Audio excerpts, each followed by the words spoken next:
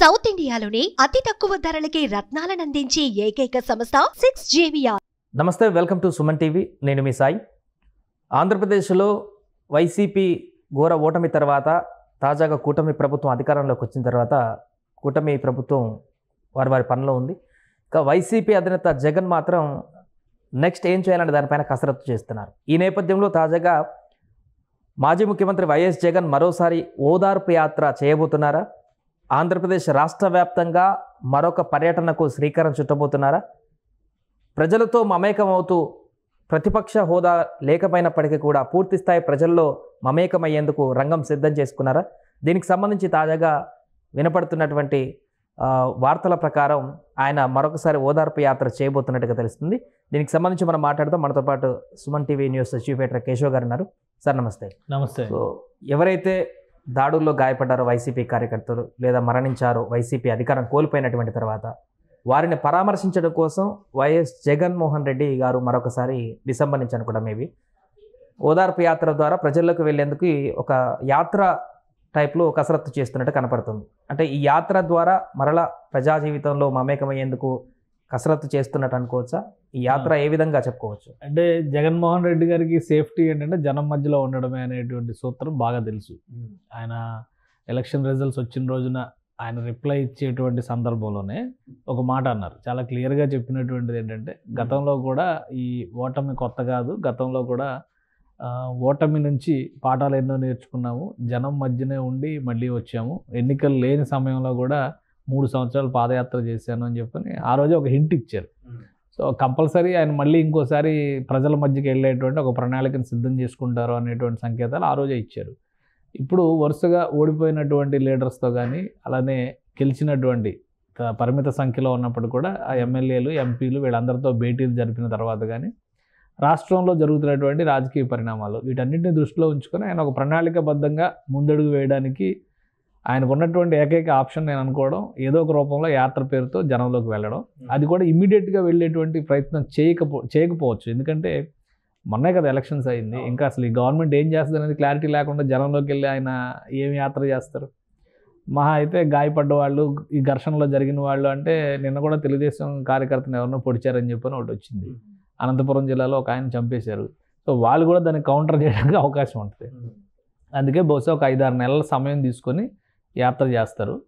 కానీ యాత్ర చేస్తాను అనేటువంటి మాటను మాత్రం చాలా స్పష్టంగా కేడర్లోకి తీసుకెళ్లేటువంటి ప్రయత్నం చేస్తున్నారు. ఎందుకంటే ఇప్పుడు కేడర్ చాలా నిస్తేజంగా మారిపోయింది. అసలు ఈరోజు సమావేశానికి చాలామంది కీలకమైనటువంటి నాయకులే రాని పరిస్థితి ఉంది. రకరకాల కారణాలు చెప్పొచ్చు, వాళ్ళు వ్యక్తిగత కారణాలు చెప్పొచ్చు. కొంతమంది ఏదో ఫ్లైట్ మిస్ అయింది, ఫ్లైట్ క్యాన్సిల్ అయింది, బెంగళూరు నుంచి మేము రావట్లేదని చెప్పిన ఒక 10 మందో 15 మందో ఆల్రెడీ అధికారికంగానే ఇన్ఫర్మేషన్ ఇచ్చారంటున్నారు. సో వాళ్ళ కారణాలు వాళ్ళకు ఉన్నాయి, కానీ వేచి చూసే ధోరణిలో మాత్రం వాళ్ళు ఉంటారన్నది వాస్తవం. ఎందుకంటే ప్రతిసారి ఎలక్షన్స్ జరిగినప్పుడు మనం కొన్ని ఈక్వేషన్స్ గమనిస్తూ ఉన్నాం కాబట్టి జగన్మోహన్ రెడ్డి దానికి ఏం అతీతుడు కాదు, అలానే చంద్రబాబు నాయుడు కూడా అతీతుడు కాదని గత ఎన్నికల తర్వాత అర్థమైపోయింది. చాలామంది కీలకమైన నాయకులు వెళ్ళిపోయారు. కానీ ఇప్పుడు అధికారంలో ఉన్నారు కాబట్టి చంద్రబాబు నాయుడు బలంగా కనిపిస్తున్నారు కాబట్టి రేపు ఎటువంటి రాజకీయం చేయాలన్నా కానీ మనకు ఒక ఆప్షన్ ఉంచుకోవాలంటే కనుక ఈ ప్రభుత్వం పైన లేదా ఈ కూటమి పైన. ఇప్పుడు ఏంటంటే లాస్ట్ టైం ప్రాబ్లం ఏంటి, ఎప్పుడైతే పవన్ కళ్యాణ్, చంద్రబాబు అలానే నరేంద్ర మోడీ ఒక కూటమిగా మారినటువంటి పరిస్థితి వచ్చిందో వైసీపీలో టికెట్లు దక్కని వాళ్ళకి ఆల్టర్నేటివ్ లేకుండా పోయింది. ఆంధ్రప్రదేశ్లో ఏ పార్టీకి వెళ్ళాలి, ఏ పార్టీ నుంచి బరిలో దిగాలి, లేదా ఇండిపెండెంట్గా బరిలో దిగితే గెలుస్తామా లేదా, ఈ నేపథ్యంలో షర్మిల ఒక ఆల్టర్నేటివ్ కనిపిస్తేనే 3-4 ఎమ్మెల్యేలు జాయిన్ అయ్యారు. కానీ ఫలితం శూన్యం కాంగ్రెస్ నుంచి వెళ్ళినటువంటి క్రమంలో. సో ఇవన్నీ చూసిన వాళ్ళు రేపు వాళ్ళ కెరియర్ని పణంగా పెట్టి జగన్మోహన్ రెడ్డి గారిని నమ్మి ముందుకెళ్తారా? సో ఎవరైనా కానీ అధినేత పార్టీ అనేది ఏంటంటే వీళ్ళకి ప్లస్ అవ్వాలి కానీ మైనస్ అవ్వకూడదు కదా. సో ఇప్పుడున్న పరిస్థితుల్లో జగన్మోహన్ రెడ్డి కానీ వైఎస్ఆర్సీపీ కానీ మైనస్లో ఉంది. రేపు ప్రభుత్వం తీసుకోబోయేటువంటి కేసులు రోజుకు ఒక విషయం తీసుకొస్తున్నారు. రిషికొండ వివాదం కావచ్చు, గృహ నిర్మాణ శాఖలో జరిగినటువంటి ఏకంగా జోగి రమేష్ మీద కేసు ఫైల్ అయింది. ఆయన అగ్రిగోల్డ్కి సంబంధించినటువంటి భూముల్ని సర్వే నంబర్లు ట్యాంపర్ చేసి మరి వేరే వాళ్ళకి రిజిస్ట్రేషన్ చేసేసాడని చెప్పని కేసు నమోదు. ఇట్లాంటి వ్యవహారాలు చాలా వస్తాయి. పైగా డీల్ చేస్తున్న కూడా ఎవరు, ఆ శాఖని ఇప్పుడు పార్థసారథి గారు. మొన్నటి వరకు ఆయన వైఎస్ఆర్సీపీలో ఉండి మంత్రి పదవి రాలేదని చెప్పిన ఆవేదనతో ఉన్నటువంటి వ్యక్తి. సో ఒక క్లియర్ పిక్చర్తో చంద్రబాబు నాయుడు గారి యాక్షన్ ప్లాన్ ముందుకెళ్తుంది. సో దీనికి కౌంటర్ ప్లాన్ జగన్మోహన్ రెడ్డి గారు రెడీ చేసుకోవాలి. కాబట్టి పార్టీలో కనుక ఈ నిస్తేజం, ఇదే తరహా నీరసం కనుక ఉంటే పార్టీని ఉత్సాహపరచడం చాలా కష్టమైంది. పైకి చెప్తున్నారు 40% ఓట్లు ఉన్నాయి, 40% ఓటు బ్యాంక్ చెక్కు చెదరలేదు, ఇంకా ఫైనల్గా గెలిచింది ఎవరు అనేదే కదా వస్తుంది discussion. Last time Chandrababu Naidu గారు కూడా 39% ఓటు బ్యాంక్ ఉంది, ఎక్కడా చెక్కు చెదరలేదు, నీ పని అయిపోయిందని చెప్పి ఎంత ఘోరమైన భాషలో మాట్లాడారో కూడా చూసాం మనం. సో ఇప్పుడు జగన్మోహన్ రెడ్డి దానికి అతీతంగా ఉంటాడని మనం ఎందుకు అనుకోవాలి. కాబట్టి జగన్మోహన్ రెడ్డిని కూడా విమర్శించేటువంటి అవకాశం తెలుగుదేశం కానీ కూటమికి కానీ ఇప్పుడు వచ్చింది. ఇప్పుడు తన సొంత కేడర్లో ఆత్మవిశ్వాసం నింపాలంటే జగన్మోహన్ రెడ్డి గారు బయటకు వస్తున్నారు, జనంలోకి వస్తున్నారు. రేపే ఎన్నికలు వస్తాయి, ఎల్లుండే ఎన్నికలు వస్తాయి, కళ్ళు మూసి కళ్ళు తెరిచేలోపు ఎన్నికలు వస్తాయి అనేటువంటి మాట చెప్పకపోతే ఆయన ఇబ్బందుల్లో పడేటువంటి పరిస్థితి ఉంటుంది. రేపటి నుంచి కేసు, ఇవాళ నుంచే బహుశా సిబిఐ కేసులన్నీ రోజువారీ విచారణలు మొదలు పెడుతున్నారు. సో 11 సిబిఐ కేసులు ఉన్నాయి, 9 ఈడీ కేసులు ఉన్నాయి. ఈ వ్యవహారాల చిక్కుముడిలోంచి బయటికి రావడానికి కూడా చాలా ఇబ్బందులు ఎదుర్కొనేటువంటి పరిస్థితి ఉంటుంది జగన్మోహన్ రెడ్డి గారికి. అలానే రేపు వచ్చేటువంటి కొత్త కేసులు, అదొక కొత్త సమస్య అయ్యేటువంటి ప్రమాదం ఉంటుంది. ఇంకొక పెద్ద సమస్య ఏంటంటే ఆయన అరెస్ట్ చేసినటువంటి సందర్భంలో కూడా, ఆయన జైల్లో ఉన్నటువంటి సందర్భంలో కూడా అటు విజయమ్మ కానీ ఇటు షర్మిల కానీ పార్టీ భారం మోసారు. ఇంటర్నల్గా సజ్జల రామకృష్ణారెడ్డి చక్రం తిప్పారా, విజయసాయిరెడ్డి కూడా తిప్పలేదు, ఎందుకంటే ఆయన జైల్లో ఉన్నాడు కాబట్టి. సుబ్బారెడ్డి గారు చక్రం తిప్పారా, భారతి గారు తిప్పారా, ఇవన్నీ సెకండరీ. కానీ జనంలో నిలబడి వైఎస్ఆర్సీపీ ఫేస్ కాపాడింది వాళ్ళిద్దరే. ఇప్పుడు వాళ్ళిద్దరు కూడా పక్కన లేరు. కాబట్టి ఏం జరుగుద్దు అనేటువంటి ఆందోళన ఖచ్చితంగా క్యాడర్లో ఉంటుంది. ఆల్రెడీ ఓడిపోయిన తర్వాత ఘోరమైనటువంటి ఓటమి చూసిన తర్వాత ఒక్క సీటు కూడా గెలవనటువంటి పరిస్థితుల్లో ఓటు షేర్ పెరుగుతుందని ఆశించిన దానిలో కూడా 1%, 1.5% పెరిగిందని సరిపెట్టుకున్నటువంటి పరిస్థితుల్లో కూడా కాంగ్రెస్ పార్టీని మళ్ళీ రివైవ్ చేస్తాననేటువంటి మాట చెప్తూ అధిష్టానాన్ని కలిసి షర్మిల వచ్చారు. నాయకులతో మీటింగ్లు జరుపుతున్నారు, భేటీలు జరుపుతున్నారు.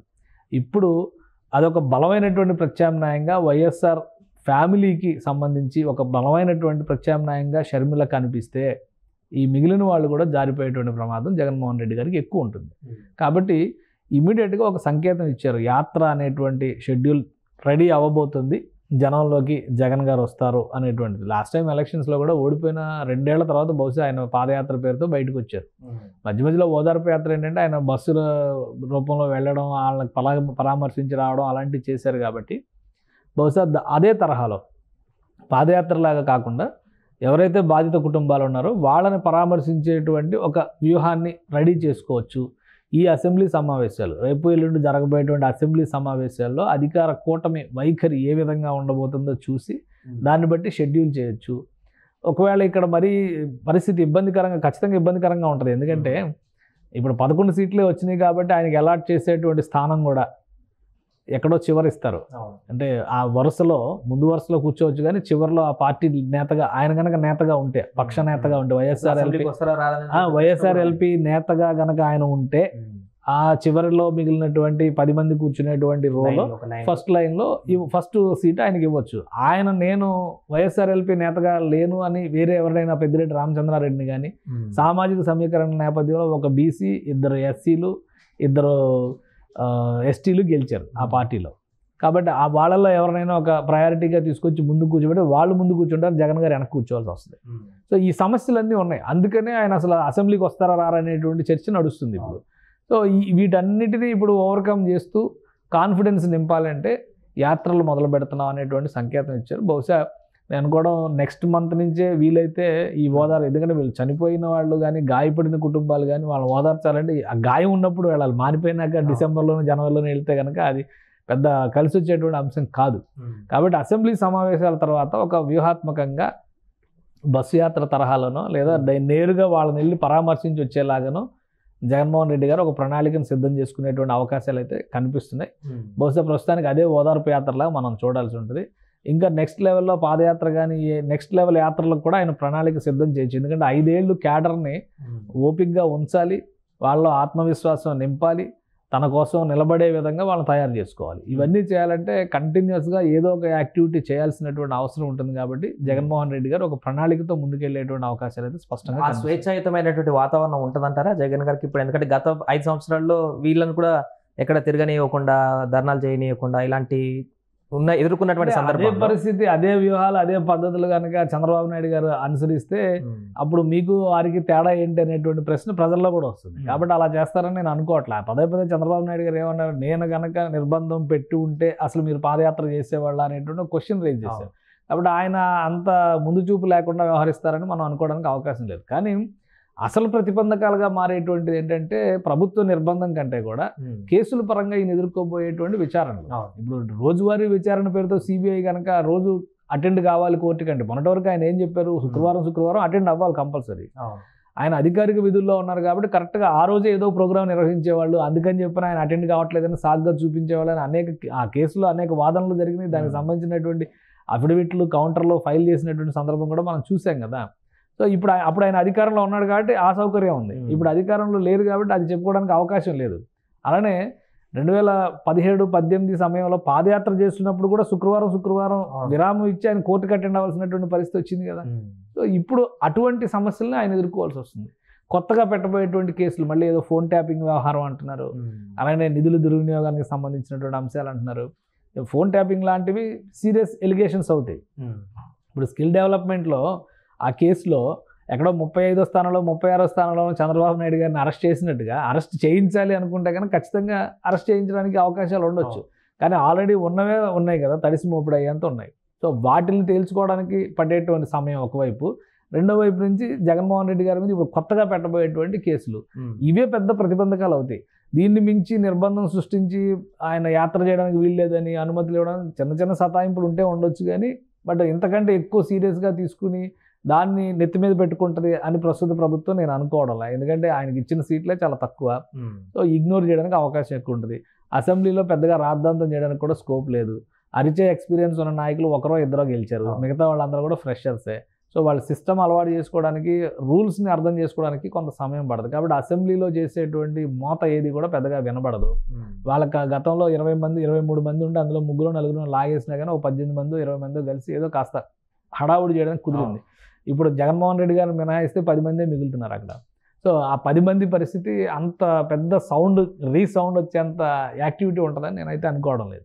కాబట్టి అసెంబ్లీలో పెద్ద ఇబ్బంది సృష్టించే అవకాశం ఉండదు. కాబట్టే ప్రజాక్షేత్రంలోకి వెళ్ళేటువంటి ప్రణాళికలను జగన్మోహన్ రెడ్డి గారు బహుశా ఈ అసెంబ్లీ సెషన్స్ అయిన మరుసటి రోజు నుంచి ప్రారంభించినా ఆశ్చర్యపోవాల్సినటువంటి అవసరం లేదు. రైట్.